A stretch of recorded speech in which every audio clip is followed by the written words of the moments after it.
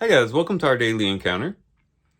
As we read about the birth of Benjamin, the very last child of Jacob, we see something that is very, in a sense, very paradoxical.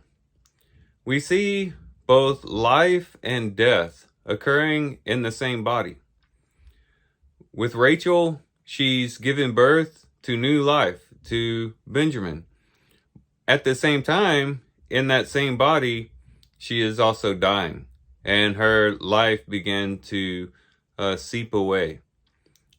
So that life and death were being produced at the same time. And this is a very interesting event. And it makes us wonder, how perplexing it is and how strange it is for death and life to be so closely entwined. Birth, of course, is the symbol of life. And of course, death is the symbol of the loss of life. And yet here in Rachel, you see them both tied together in her death, but in the birth of Benjamin. And I think it's significant that this is the very last child of Jacob, because this whole event points to the last of the ages, the end times that we live in today, in which when Christ came, he produced in us this same experience.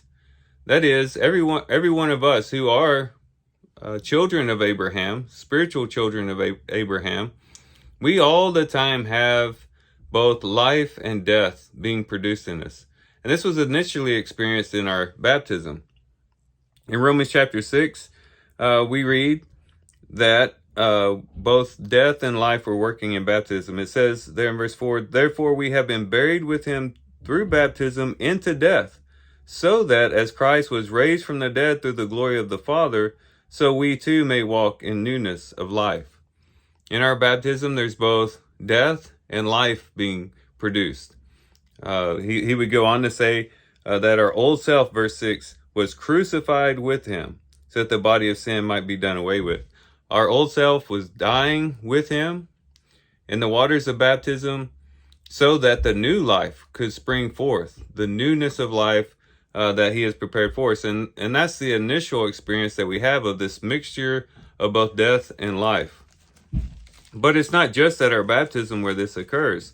This continues on throughout the Christian's life, throughout the Christian's walk. The Apostle Paul talked about this in 2 Corinthians chapter 4, where he says in verse 10, "Always carrying about in the body the dying of Jesus, so that the life of Jesus also may be manifested in our body." And then he goes on in verse 11, we could read where he says, "For we who live are constantly being delivered over to death for Jesus' sake, so that the life of Jesus also may be manifested in our mortal flesh." So this is the Christian's experience. We're always experiencing both death and life at the same time. We're, yes, identifying with the death of Christ as we die to our old self, as we die to sin, but at the same time identifying with the resurrected Christ, in which we live in life with him, full of life eternal. And so that all the time as we're living, we're both dying and being born again, in a sense, experiencing new life once again. Just as he would go on to say later on in the next chapter of 2 Corinthians, in 2 Corinthians chapter 5, "For everyone who is in Christ, behold, new creation."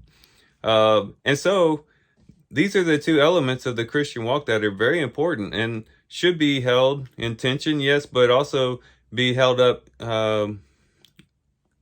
somewhat equally the same, in that we should be experiencing both. All the time we are delivering our body over to death, no longer living according to the lusts and the desires of the flesh, no longer being driven by the flesh and the deeds of the flesh, talked about in Galatians chapter 5.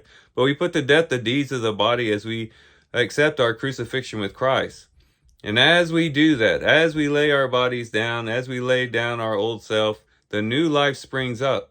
And just as Benjamin came out of the dying body of Rachel, so the new life in Christ springs out from the dying of the old self in the Christian.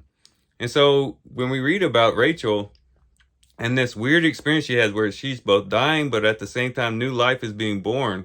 We can think about our own spiritual experience, and hopefully each and every one of us will experience that as we commit our lives to Christ, as we pick up our cross and follow him, and we see the life that springs up out of that, in which we are able to walk in this newness of life that God has prepared for us.